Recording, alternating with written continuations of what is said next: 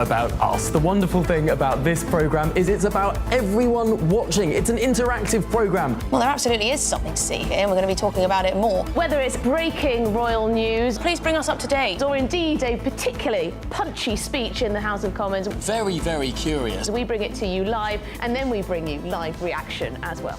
That's Good Afternoon Britain, weekdays from midday. Only on GB News, the People's Channel, Britain's news channel. Mornings don't have to be tiresome, especially if you have the right company. Wake up to news as it happens, opinion and debate, and of course, a little bit of entertainment too. Because when the kettle's on, we're on. That's Breakfast on GB News, a show worth waking up for. Every morning from 6 a.m. Only on the People's Channel, Britain's news channel. We'll spread the news, you spread the word.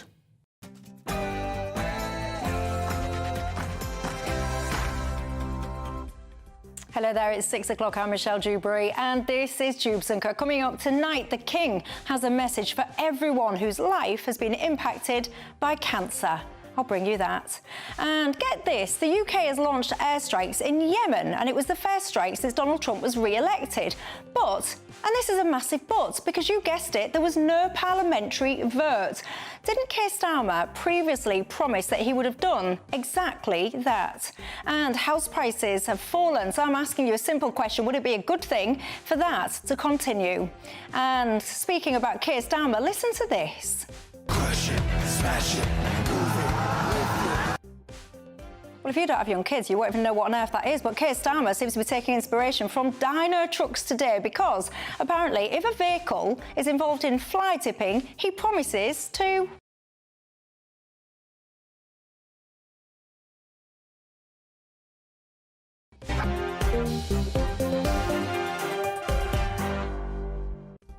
We've got a lot to discuss, but before we get stuck in, let's cross live and give you your 6 o'clock news headlines.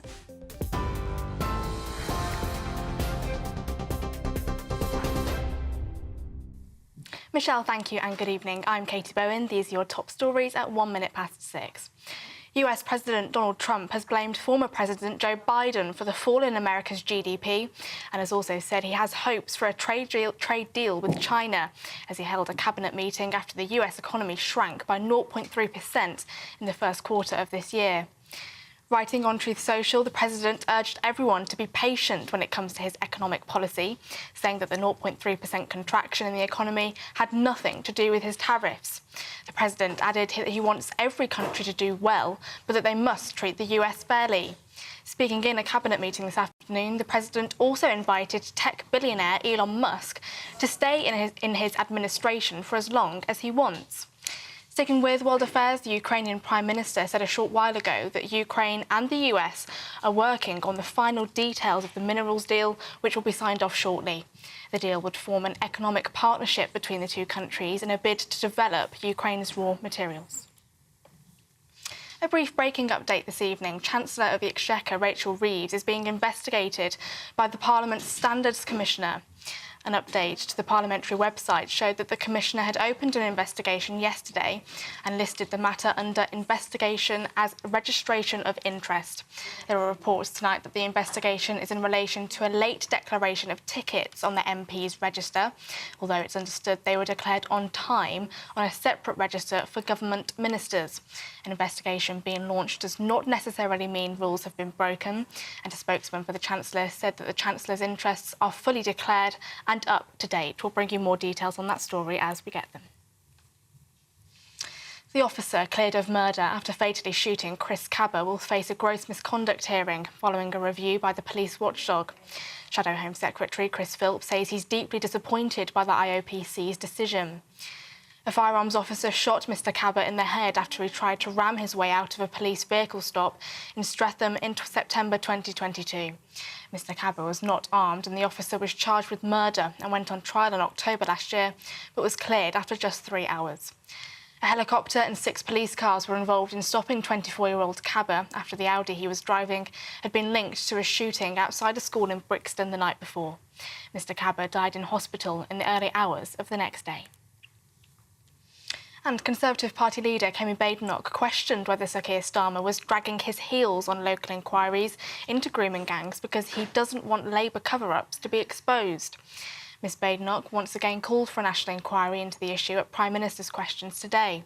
Just yesterday, Reform UK committed to launching a national statutory public inquiry into the scandal in its first month of government. Those are the latest GB News headlines. Now let's go back to Michelle. For the very latest GB News direct to your smartphone, sign up to News Alerts by scanning the QR code or go to gbnews.com/alerts.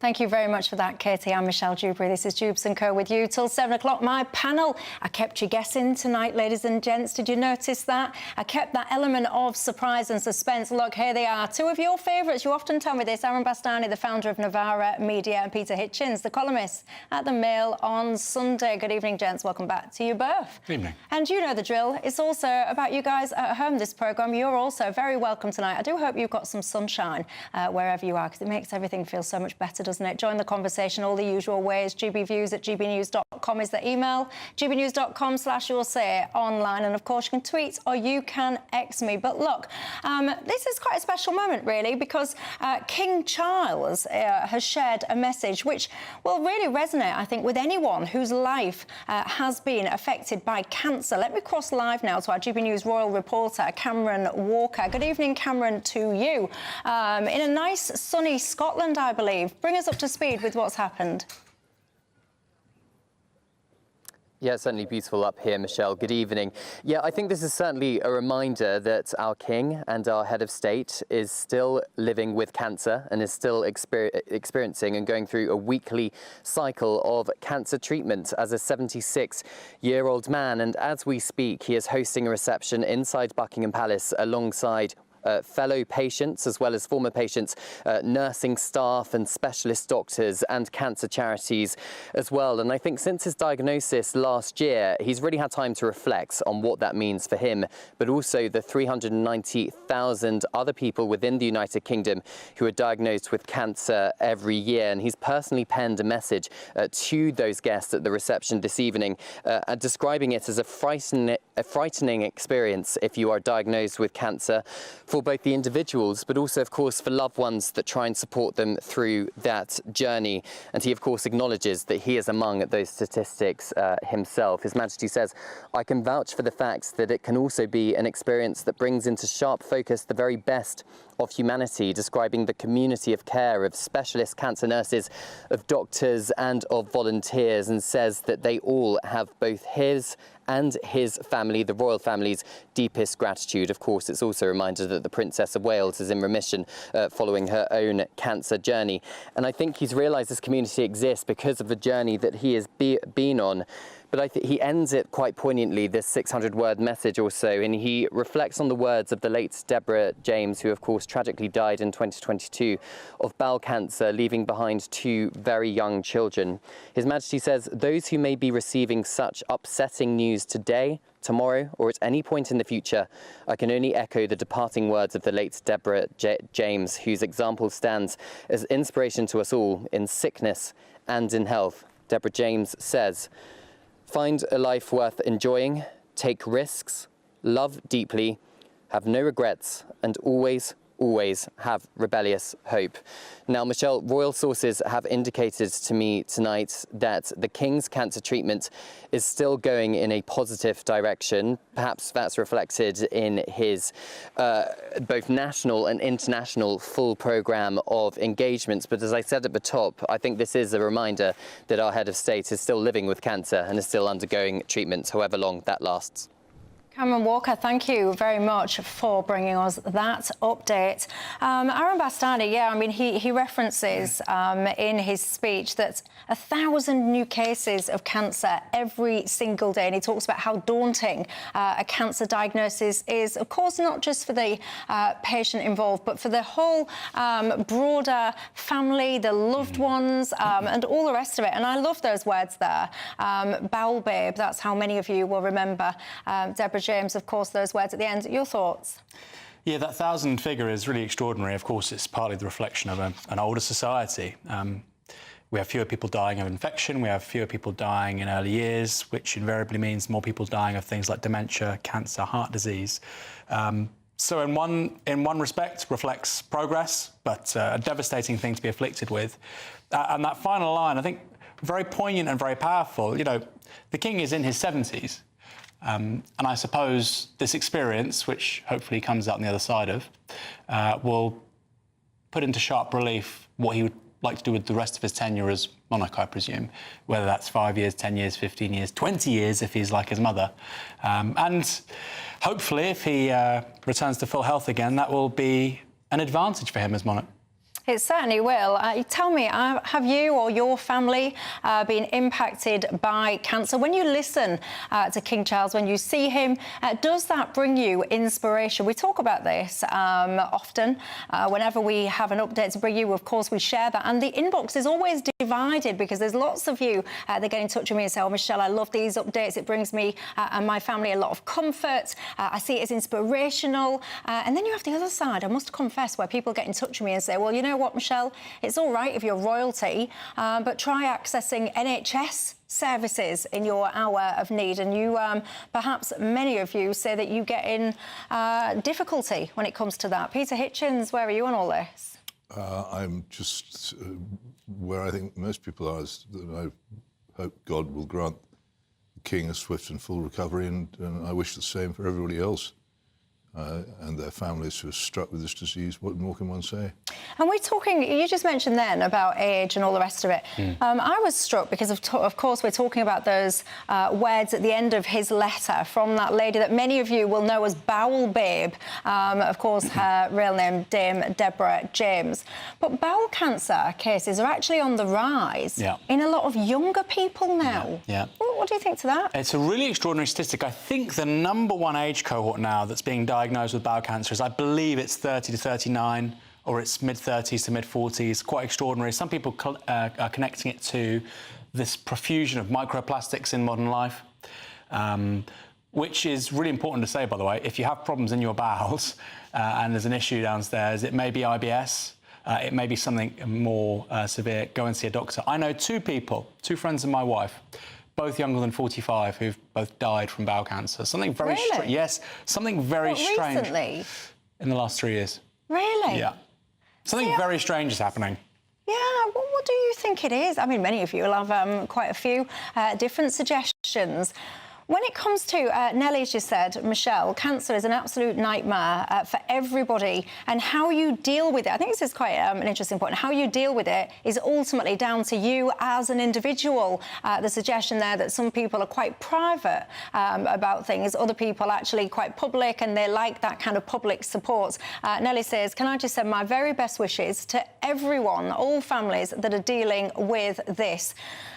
When it comes to some of our ailments, whether it's cancer or beyond, the NHS is a constant source of, I would call, political footballness. We all kind of kick it around. Everyone reckons they can do a better job than everybody else. Peter Hitchens, reform have come under a lot of scrutiny because people are suggesting that they want to privatise it, or at least elements of it. When you think about the future of the NHS, do you still envisage what they call free at the point of use for the NHS in its entirety? I would hope so, particularly for children and the vulnerable. There are some arguments, I think, for some people being asked to pay a co-payment for some appointments, but as soon as it comes to children or anybody who's seriously ill or poor, then you can't do that. But my main answer to the NHS is quite simple. Send a team of commissioners over to France, ask them to explain how they do it, and then adopt the French system, which is far better than ours, and we could do it very quickly. But many people at home will say, Peter, what is the French system? What's the summary I can't of it? explain it. I mean, that's why I say you send a commission over there. All I know is that everybody who experiences it says it's much better than ours, and I'm prepared to believe it. France is a very similar country in size and age pattern and everything else to us, and yet they managed to run a better health service, and I think similar amounts of money. They do it slightly different from us in a number of ways, including insurance and the rest, and they arrange their hospitals differently. It just works better. If I knew the details, I'd tell you. That's why I say, send a commission over there, find out what they do, and do it. Aaron, do you envisage a free... I mean, I hate even saying this sentence because every time I say free at the point of use, my brain kicks in and goes, it's not free at the point of use. It's paid for, of course, by each and every one of us with our national insurance contributions. But do you envisage it looking as it currently does? Well, I hope the service substantially improves. It's had major problems since 2020, despite actually significant amounts of investment from both the Conservatives and now the Labour Party. Of course, waiting lists are coming down. I do agree with Peter. The French system seems to be significantly better for not much, and not much of a shift is required. There'll be big sunk costs in terms of changing the system. Are those going to make it worthwhile? For instance, I think you have to pay up front with regards to a GP appointment and then you're given the money back as a result of it being an insurance-based system.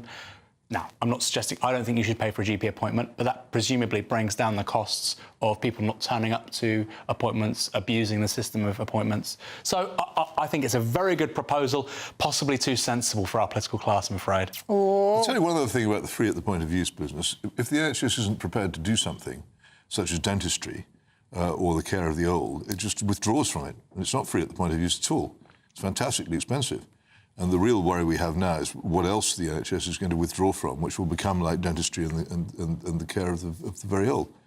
And that won't be free at the point of use. Unless you fix it, the parts of it which are free at the point of use will get smaller and smaller. And then again, go to A&E. Most of us have at some point or other gone to it and see how it is. It's obviously impossibly overwhelmed. That's wrong. It may be free, but good heavens, it's an appallingly long wait in often terrible conditions. Nobody denies this. So the free at the point of use thing is, frankly, a bit of a slogan. It certainly is. What do you think to it all? But look, at the end of the day, of course, we all send the King our very best wishes. And of course, we send each and every single one of you who is and has been affected by cancer our very best wishes as well. Coming up in the programme, we have a lot to discuss, ladies and gents. The UK has now joined the US when it comes to striking Yemen last night. Now, we're not going to get into the rights and wrongs of everything that goes on in the Middle East. So what I want to ask you is a simple question. Do you think when it comes to this kind of military activity that there should be a vote in Parliament? Keir Starmer absolutely certainly once did believe that. So why wasn't there? Let's discuss in 2.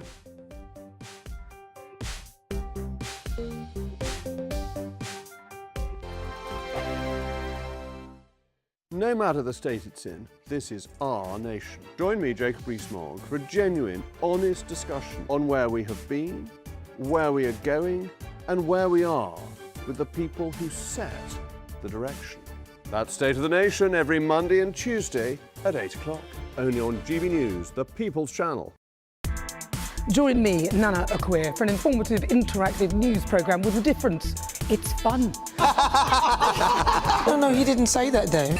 I'm so surprised. I think there's an element of truth to that. Join me from 3 p.m. every weekend, only on GB News, Britain's news channel.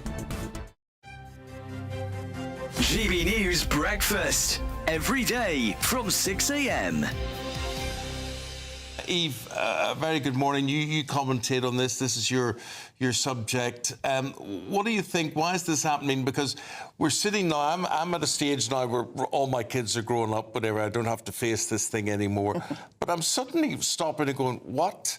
What am I paying this for? Why are we paying this? Why is this going to 750 schools and not all schools? So this is a pilot run by the Department for Education to look at how this programme can work. It was a manifesto commitment from the Labour Party at the last election, and they're very keen to roll this out nationally, but they're doing this pilot for a short period until July to see how they can do this effectively to ensure that it meets the most children. So really, that's a kind of sensible way of rolling out what is quite a big programme. It's important to do the pilots and study it and see who it helps and who it doesn't and how expensive it could be if it's rolled out nationally. Where are we getting the money to pay for this? Well, exactly. What do they say about that, Eve? I mean, where are they going to get the money to pay for it?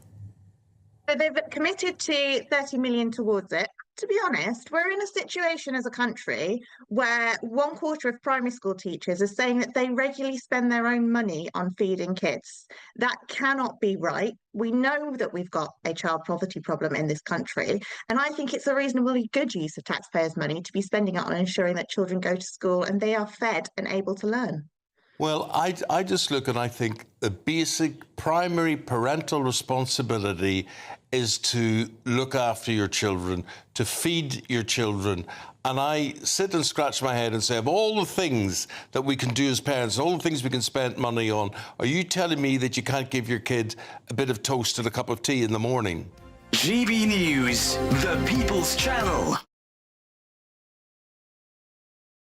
Headliners on GB News 11 p.m. every night. It's got 3 top comedians going through the next day's newspapers so you don't have to read them, which is great. That's a good point. He's lying. I mean, maybe he's not lying. That's Headliners every night from 11 p.m. and 5 a.m. as well on GB News, Britain's news channel.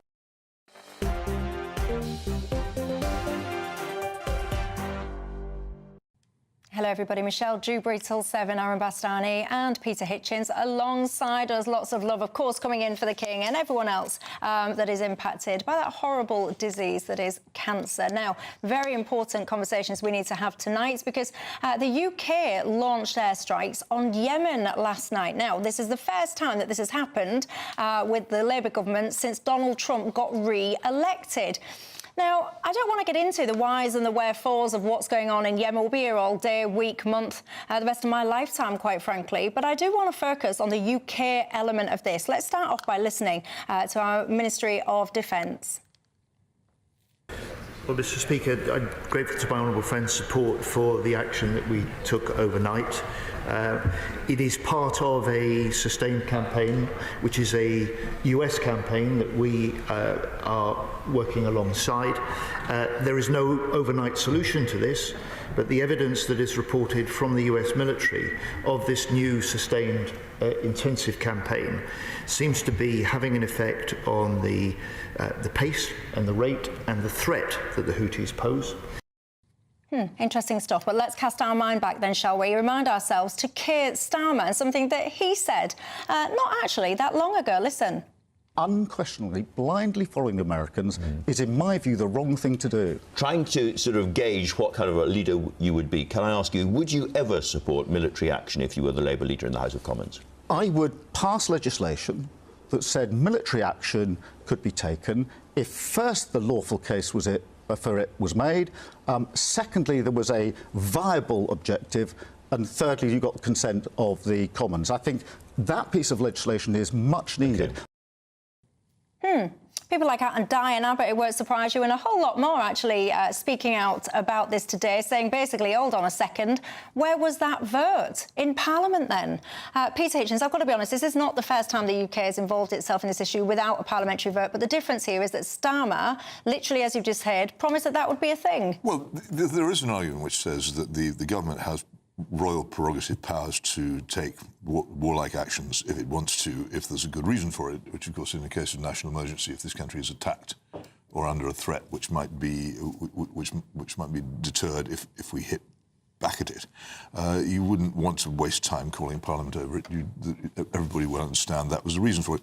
This is, as almost all our warlike actions are, it's an action of choice. And it's an action, in this case, of choice to be yet again the 5th or indeed the 17th wheel in the American cart. The Americans couldn't care less whether the RAF turns up on these expeditions. It makes no military difference to the outcome. Some people in Washington quite like the cover of having an ally. Maybe us, maybe the French, whoever it is, they can get to come along. But it's of no military significance. It just makes us look like a poodle or indeed a chihuahua. Why are we even involved in it? What business is it of ours? I keep saying this. If this country were a human being, it would be sectioned for delusions of grandeur. We just don't matter as much as we think we do. It doesn't matter to the Houthis or anybody else whether we bomb them. They can't tell the difference between American and British bombs, and they don't much care. They'll probably remember that we were involved in it. There are probably about 20 people in Britain who could explain to you what this is about. I shouldn't think any of them is in the cabinet. Bastani? Well, Keir Starmer laid out 3 conditions which would be necessary in order to undertake an action like this. None of those have been met, I think, in the case of Yemen. How many refugees do you hear, generally speaking, coming to the UK, coming from to Europe from Yemen? Very unusual, isn't it? Afghans, Iranians, Syrians, Iraqis, very few Yemenis. And I think the political class have said to themselves, you know what? They've got a population of 40 million. Let's throw a few Yemenis into the mix as well. That's a country we can create a few more displaced people. Let them come to Europe as well. That's a very good point, actually, Aaron. What we tend to do in this country is to decide to bomb country A, and within 10 years, the citizens of country A are pouring into Britain. Well, this is the point. The Houthis and nobody makes the connection when it comes to that maybe the one was perhaps caused by the other. The Houthis run that country. And again, just to repeat, Yemen might sound like a small country. 40 million people plus live there. That's 40 million, tens of millions of people in Europe's near abroad. We can't continually bomb these countries, destroy these countries, do regime change, undermine the capacity of these regimes, whether you like them or not, and most of them aren't particularly savoury, get rid of their ability to oversee a rule of law, and then their people come to Europe and go, what on earth's going on? It's just absolutely extraordinary. And look, Keir Starmer lied through his teeth on that issue with regards to having a vote. Personally, I think the idea of having a vote is pointless. I think it's stupid. I wouldn't be surprised if the Labour MPs voted for that course of action. It's still stupid. It doesn't matter if there's a vote or not. It's still idiotic. However, I think given the extent of his hypocrisy here, it does make it all the more glaring. What on earth are we doing? Why are we spending money to blow up people in Yemen with very little upside for this country and a hell of a downside, as Peter says, in 10 years' time? We keep on seeing this story play out. Yeah, but then this is what I mean. I'm trying to get to the bottom of what are we actually playing at? Is it just delusions of grandeur, or is it more complicated than that, or what? It's very difficult. If you really want to solve problems, for instance, like knife crime or public transport or all the dull, important issues, or education, which actually trouble people, or housing, then you need to have a serious, consistent, continuing and pretty much relentless concentration on those things to get them right. This is boring, and it doesn't appeal to the small minds of people who go into politics now. Whereas dispatching an RAF jet with a pilot in it to bomb a foreign country, well now, that's politics for you. That makes all those years studying PPE at Oxford or whatever it is they did worthwhile. They can actually send one person to bomb another and perhaps kill some people. And I'm afraid it appeals to them far more than the actions which they ought to be taking. And they're not qualified to do what it is they do. They don't have the necessary humility to do what it is they do. Everyone should remember the word minister means servant. And there is not a minister, in the government who actually realises that's what it means. Someone who does what he's asked to do by the people he serves, not the other thing. One of my viewers, Richard, he said, Michelle, in my opinion, the attack on Yemen is more likely about Keir Starmer trying to basically cozy up to the Americans to try and get some kind of trade deal. Quite plausibly. Well, he won't get one for that. Well, and also, it will screw our farmers either way. I was in Runcorn last week ahead of the by-election, and I was in a part of Runcorn called Shopping City, 1970s shopping district. The place was completely derelict. There is not a single... We're talking about a town of 60,000 people, Runcorn. There's not a single cinema in that entire constituency where people can take their kids. But we have the money to do this utter nonsense thousands of miles away, which, as I've already said, only seems to disadvantage this country in the long term. And Peter's right. Look, another piece of legislation we're not talking about today because it's quite boring, frankly, is this sugar tax. They are now going to change the threshold at which they tax sugary drinks from 5 grams per 100 millilitres to 4 grams per 100 millilitres. And, of course, the Labour minister responsible says this is about ambitious government change in the country. What on earth are you talking about, if only? What do you think at home? Have we got our priorities monumentally wrong in this? I say yours, by the way. I mean the government, obviously. And how at risk do you think this seems to make our country when we cannot help but involve ourselves all the time, so it feels, on all of these different issues? One of my viewers, Susie, says, Michelle, it's an international shipping route, so why is it always us at the very front of the queue? It's a very interesting question. Coming up after the break, house prices have been falling. Quick question, if this was to continue and become a trend, would that be a problem? I'll see you in 2.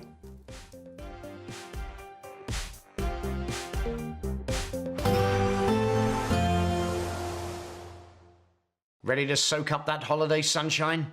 Won't we need some cover? No worries, all sorted. All Clear Travel Insurance sponsors GB News Travel Destinations Forecast. Hi there. If you've got plans to head south for some sunshine, well, you will find some in Spain where it will be a mix of sunny spells and showers, but it's very blustery still across Greece and into Cyprus. Some thunderstorms for Cyprus, although becoming less windy for the Greek islands compared with the last few days. Italy's looking very nice indeed, and Spain, Portugal, less wet compared with the last couple of days. Just a mix of sunny spells and showers. Most places seeing decent sunny spells into the weekend. All Clear Travel Insurance sponsors GB News Travel Destinations Forecast.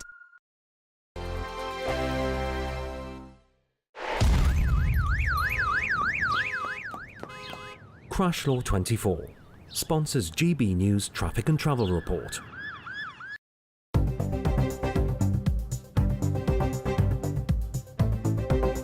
Good evening.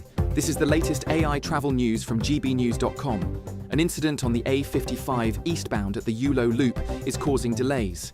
In North Tyneside, drivers on the A19 southbound face 10-minute congestion expected to ease by 1900 hours.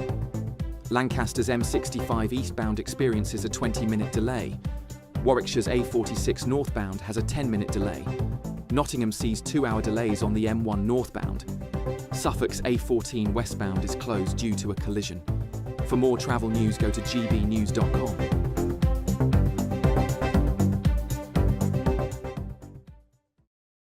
Crash Law 24 sponsors GB News Traffic and Travel Report. Westminster, the ultimate clique. And you're fighting like rats in a sack. But here on the Camilla Tominey Show, we ask the questions the establishment media is too scared to ask. OK, let me ask you a straight question, because I know you're a straight-talking politician. Whether it's net zero, illegal immigration or law and order, nothing is off-limits. You had the power then. Yeah, as I and say, now you've lost it. That's the Camilla Tominey Show, a politics show that's fearless. But no, let me finish my question if you don't mind, because it is my show. Sundays at 9:30, only on GB News, the People's Channel, Britain's news channel. From the school run to the home run, watch a new show for all of Britain. He can say whatever he wants. A straight-talking show where all voices are heard. And, you know, when are we going to stop talking about smashing the gangs and actually do it? With the stories that matter from every part of our country. There's a bit of a crash landing there for your Chancellor. Bold, fearless and standing up for you. That's me, Martin Dewberry, 3 p.m. till 6 p.m, weekdays, here only on GB News. The People's Channel, Britain's news channel. The royal family is an enduring symbol of tradition, unity and pride for Britain. At GB News, we celebrate what makes this country great. In our new royal newsletter series, you can join me, Cameron Walker, for Inside the Palace, an exclusive look every week that takes you beyond the gates and brings you the very latest from those at the heart of the monarchy. Never miss a royal moment again. Sign up now. Go to gbnews.com/royal newsletter and get the latest straight to your inbox. In the GB Newsroom, we bring you the news as it happens. With our team of dedicated journalists across the UK, we're ready to keep you up to date with what's happening every half an hour, every single day. Bulletins here on GB News, the People's Channel, Britain's news channel.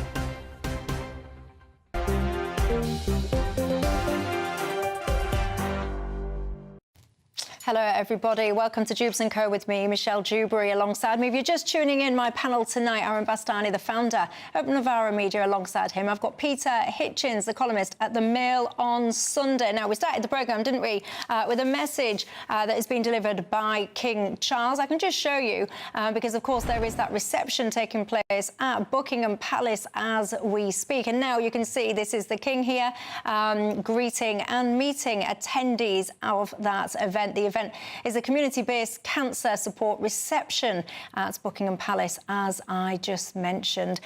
He ended, didn't he, his introduction with those words for Deborah James, also known for so many of us as Bowel Babe. What an inspirational woman Dame Deborah was. And, of course, she said the following: find a life worth enjoying, take risks, love deeply, have no regrets, and always, always have rebellious hope.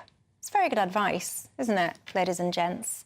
Once again, love, support and best wishes to every single one of you whose family has been impacted by cancer. We wish you, of course, all the very best. Now, let's talk property, shall we? If you ask me, house prices and the fact that so many people cannot afford their own home in this country is one of the biggest issues facing our society at the moment. Well, get this, everybody. You've had a slight, I don't want to get you too excited or concerned about this, but house prices have actually fallen. They've dropped by 0.6%. I've got to say, of course, you've had tweaks to the stamp duty, so that might be a thing. But the point I want to explore is, if this was to become a trend and you saw house prices fall or even stagnate, would that be a good thing, Aaron Bastani? It would be a very good thing if it was just to stagnate for, say, 5 to 10 years and we had real wages begin to catch up. That'd be a very, very positive thing.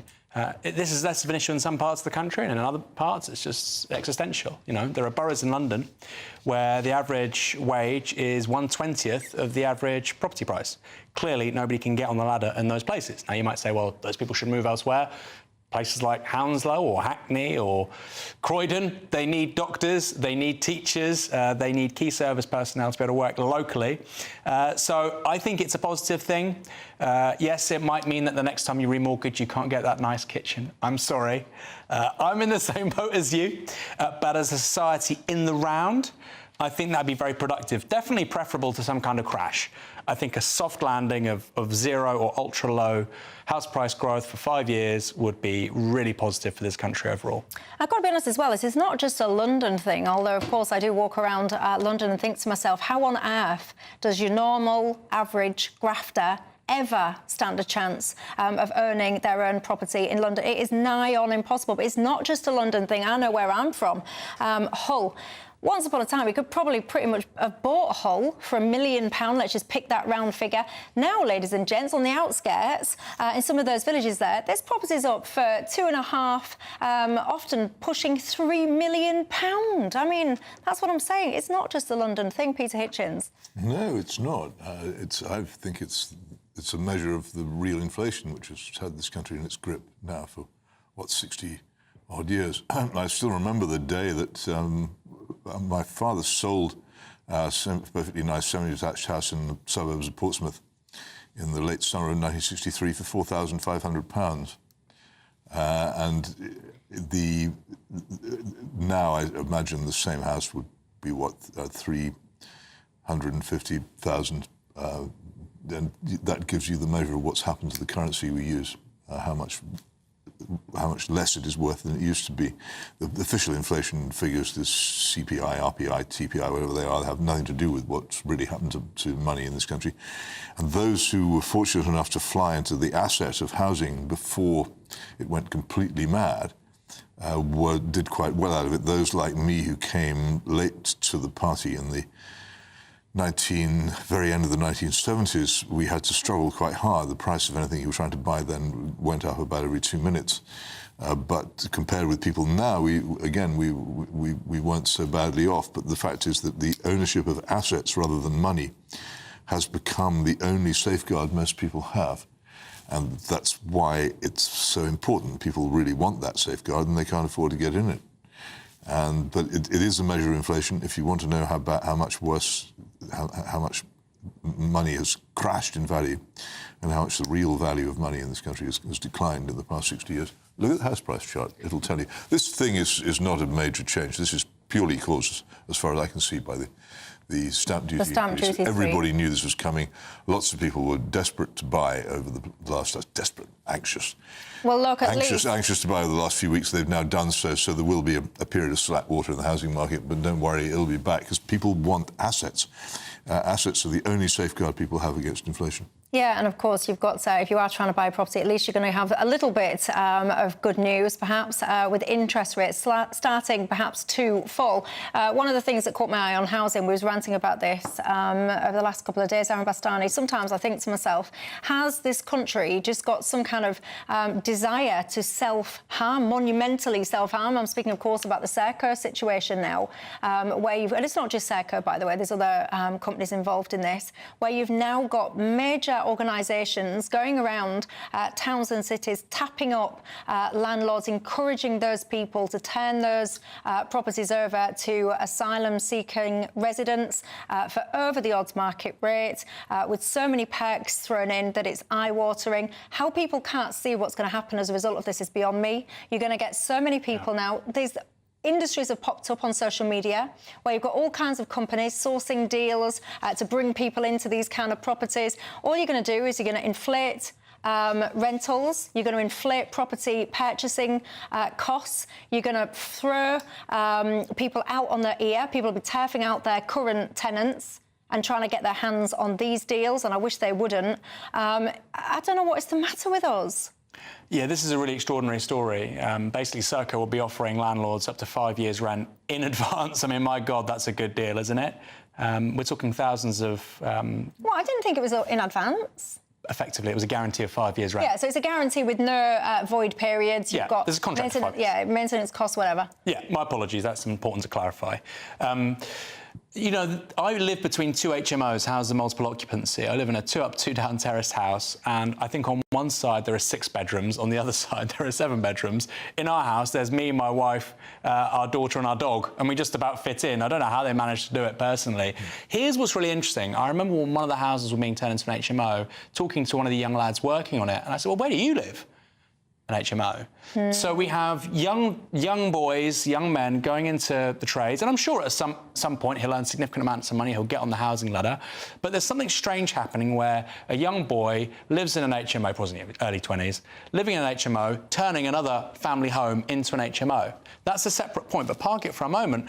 Now a lot of these HMOs are going to be absolutely filled to the rafters with these people. Now, it's not a comment on people seeking asylum, good or bad. The reality is you'll have many people who live in a 2-up, 2-down. They might, on their street, have 10, 15 properties converted to HMOs in the last 10 years, and all of a sudden, Serco do a deal to put in each of those properties 5, 6, 7, 8, 9, 10 but refugees. What does that do to the close or the crescent or the street or the community? Transforms it, obviously. I mean, it is... I can't, honestly, anyone that watched my programme with where we were talking to the Labour MP you might have realised I'm really angry about this. I talk to you guys every day. I listen to what you have to say. You're absolutely despairing out there at the moment. And it doesn't seem to be picked up. We reached out to Serco for a comment, but they've told us they won't be making one. It's outrageous. Excuse me? Excuse me? I sit there and I can't even believe the direction of travel that this country is on, ladies and gents. Final word to you, Breeza Hitchens. Well, it's because we're powerless internationally because of treaties we sign. The idea that people are coming to this country to seek asylum from persecution, which is officially accepted, is so obviously not true. This is very large-scale economic migration. And until we can get international law changed to prevent this from happening, then we will get nowhere. Is there any sign at all among the governments of the major Western countries that they're prepared to do that? Absolutely. You know what? How many years have we been coping with this? 25. I remember the first time I heard the term asylum seeker, I went on a visit to Margate in something like 1996. And already it was clear that something really, really strange was going on. No resolve, no direction, no understanding in government of what the problem is or how to solve it here or anywhere else. And as I say, it's more than 30 years, really. It's been going without anything being done. And this is why one fears so much for the future of politics. People will just get so angry that they will look for Trumps and they will find them. Well, I personally worry that they'll do a lot worse than look for Trumps, I can tell you. Well, you wait till you find one, Michelle, and then you won't necessarily be so keen. Well, I don't know who Serco think they are, by the way.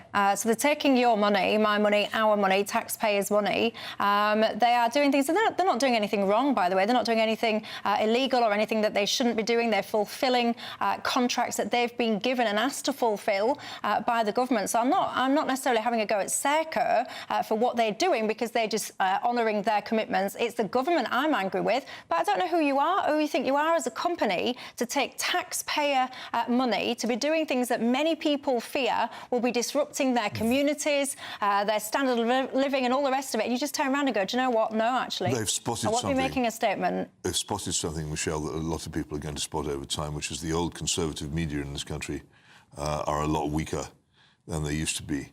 And are not, but do you know why that is? Like as much able to hold government to account. Everyone is terrified of being called racist. If you sit there and go, do you know what? I don't want at the end of my road, I don't want that 4-bedroom family house where a crescent of families or whatever it is. I don't want that bedroom house there converted and stuffed full of goodness knows who from goodness knows where. I really don't want that. I don't feel it's safe or anything like that. If you have the audacity to say that, you will be called racist. You will. It's appalling. Honestly, I despair, ladies and gents, as you probably know if you watch this programme often. I'll tell you what else I despair about as well. I'm on a roll now, fly tipping. But luckily for us all, Keir Starmer is our Prime Minister. He's been talking very tough when it comes to what he thinks he's going to do to fly tippers. I'll bring you that after the break.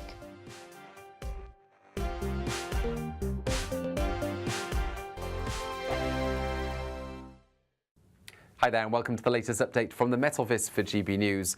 Turning even hotter in the south during the next 24 hours, but at the same time, cooler air spreads into northern parts of the country, and along the boundary between the heat in the south and the cooler air coming in from the north, we've got the chance of a few showers, even the odd thunderstorm.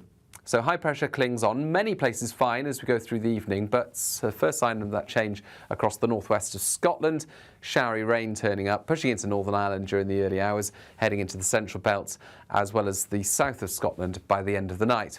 England and Wales, though, stays clear, stays dry and stays warm in many places overnight. A few colder spots where we've got some shelter, but actually for many it is going to be a relatively uncomfortable, muggy night.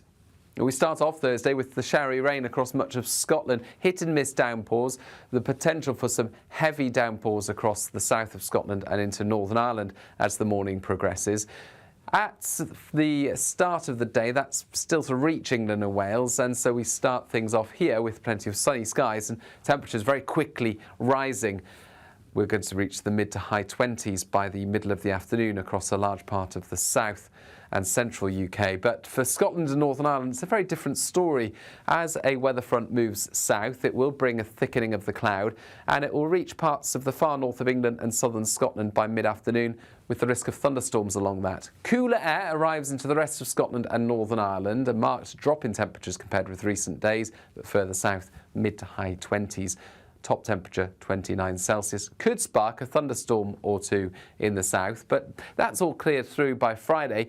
And Friday is still a very warm day in the south and southeast, plenty of sunshine. The rest of the country, however, will see the temperatures drop as cooler air arrives from the northwest. We've got that cooler air in place for the bank holiday weekend, but still plenty of fine weather.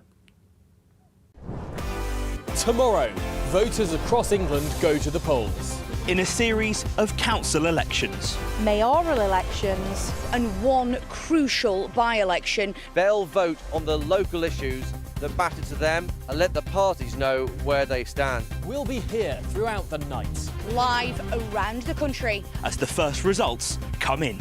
And from 6 a.m. on Friday morning, as it all becomes clearer, we'll be here to discuss what it means for you. Vote 2025, the people decide, from 11 o'clock tomorrow night. Only on GB News, Britain's news channel.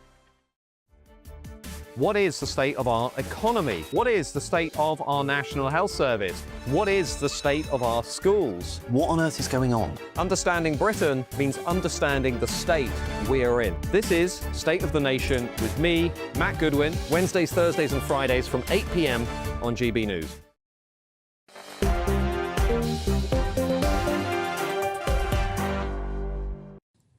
Hello there, this is Dewbs & Co. with me, Michelle Dewberry, till 7 o'clock. Aaron Bastani, the founder of Novara Media, Peter Hitchens, the columnist at The Mail on Sunday, alongside me. You can tell, I know, I make no apology for it, this whole situation with what they're doing now with these private rentals. I've spoken about this for a while, by the way, because don't be fooled, ladies and gents. This isn't just a brand new thing. This has been going on for a long time.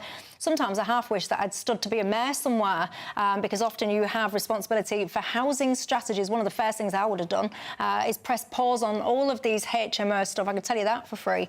Anyway, Robert says, Michelle, this is not rocket science. House prices are so high because there are too many people looking for houses.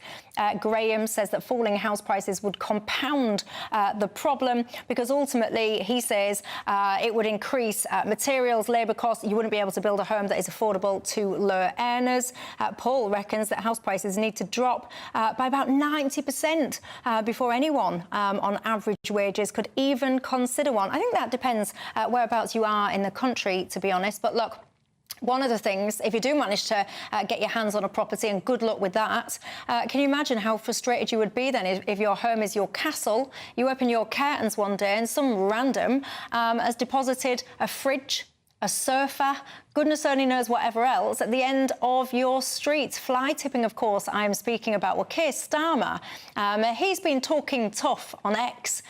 He says, essentially, it's gone on long enough now and it will end. And he goes on and he talks about that vehicles that are involved in this, they're going to use drones, new tech to identify your vehicle, and then we'll crush it.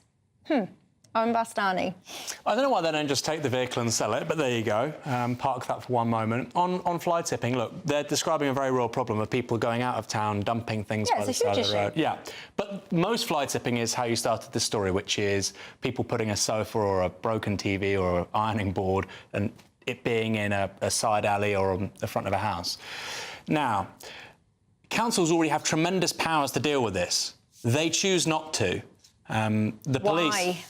It's doing something. And look, I think I'm from the left, so I think this is partly about a culture of outsourcing. I also just don't think we have top personnel in local government in this country. Let me give you one example, really simple example. And I'm sure the people watching and listening are familiar with these recycling bins for the Salvation Army or whatever. You put your stuff in there, right? Yeah.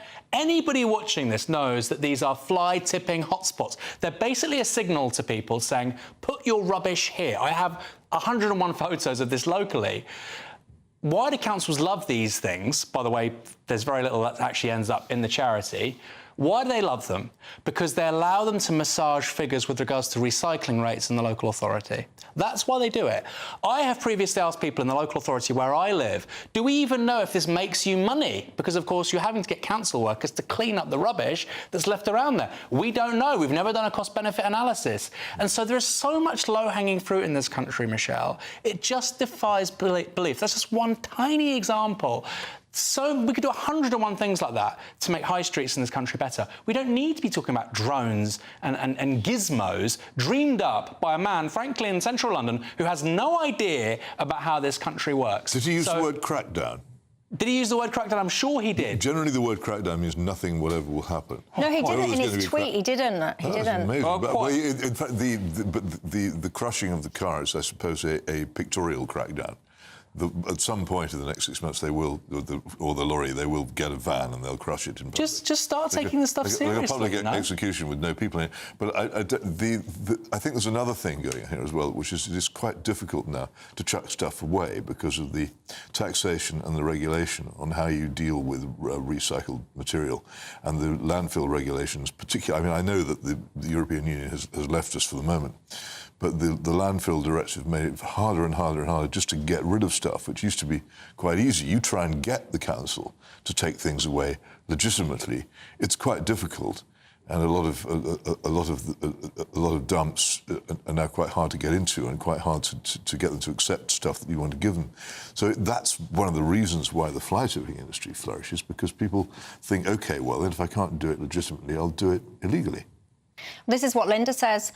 Michelle, are you all surprised that this is happening? It's nigh on impossible to get rid of even simple rubbish, and the cost of doing so is sky high. One of my other viewers says, Michelle, in Norfolk, we do have great waste centres. At the drop of a hat, you used to be able to turn up. Now, you need to have an appointment, you need to pay for certain things, and that's why people are sitting there going, do you know what, I've got this old, I don't know, microwave or whatever you've got.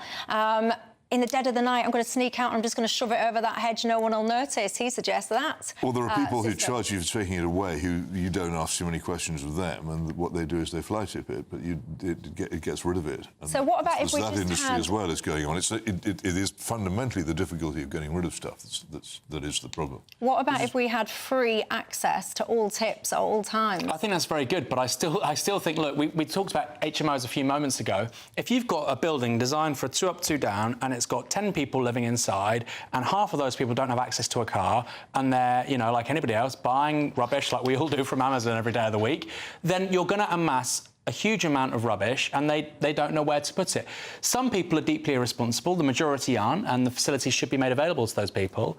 But by and large, like I said, we aren't helping ourselves. There are 100 things that could be improved when it comes to the cleanliness of high streets. Local authorities aren't there. So talking about drones, it's infuriating. And it's 2 days before the local election.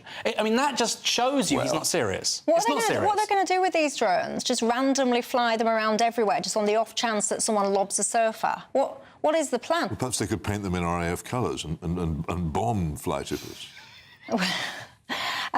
Look, this is, I've got to say, I like you lot at home. I like you, your common sense talkers. And that suggestion is coming through thick and fast at the end of the day. Everyone is just saying it's not rocket science, Michelle. Just let us all discard our belongings when we don't need them in a safe environment, and one that actually all of us can access. You guys should be running the country. That's what I've got to say to you. Lots of you coming up as well with support for King Charles at the start of the programme, him sharing his message for anyone with cancer. And a lot of you as well sharing my absolute fury, ladies and gents, with the ridiculousness of what's happening in those rental sectors. But for now, good night, everyone. Thank you, panel. Have a good one. See you tomorrow night.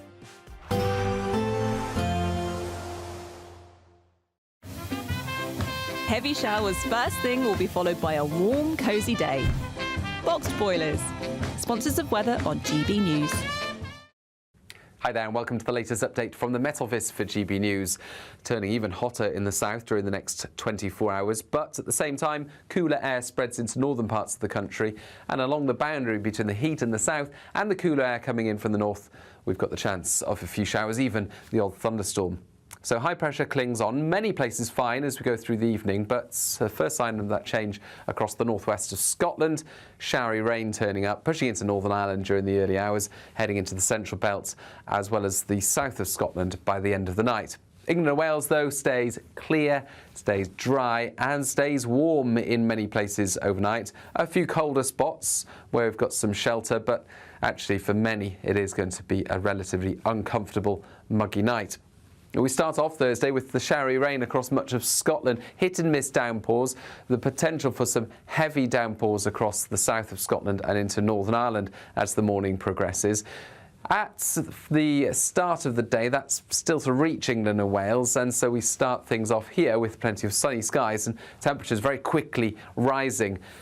We're going to reach the mid to high 20s by the middle of the afternoon across a large part of the south and central UK. But for Scotland and Northern Ireland, it's a very different story. As a weather front moves south, it will bring a thickening of the cloud, and it will reach parts of the far north of England and southern Scotland by mid-afternoon, with the risk of thunderstorms along that. Cooler air arrives into the rest of Scotland and Northern Ireland, a marked drop in temperatures compared with recent days, but further south, mid to high 20s.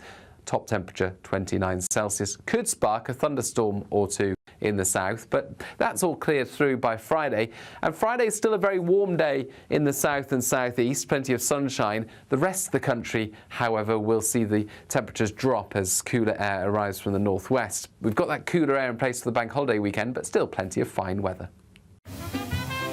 Heavy showers first thing will be followed by a warm, cosy day. Boxed boilers, sponsors of weather on GB News.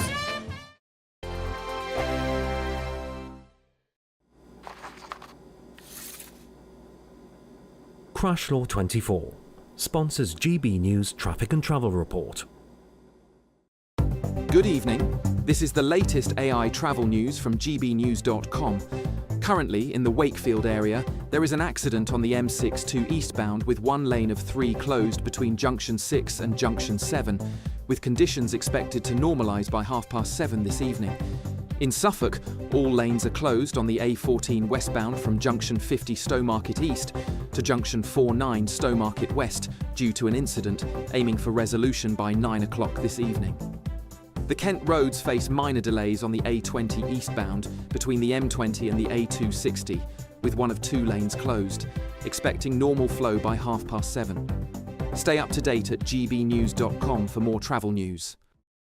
Crash Law 24 sponsors GB News Traffic and Travel Report. Courtesy of Marquis Leisure, you could be driving away with this brand new Elnag Baron 560 motorhome. It comfortably sleeps 4, comes with sky roof, integrated kitchen and bathroom, and is worth over £67,000. And that's not all, as we'll also give you a further £5,000 in tax-free cash to make sure that wherever this motorhome takes you, it takes you there in style. For another chance to win the lot, text WIN to 63225. One entry costs £2.50 plus 1 standard network rate message, or text bonus to 63225. 5 entries cost £5 plus 1 standard network rate message. Go to gbnews.com/win. Entries start at £2.50. Call 0903 686 3232. Calls cost £2.50 plus your network access charge. Or post your name and number to GB13 PO Box 86.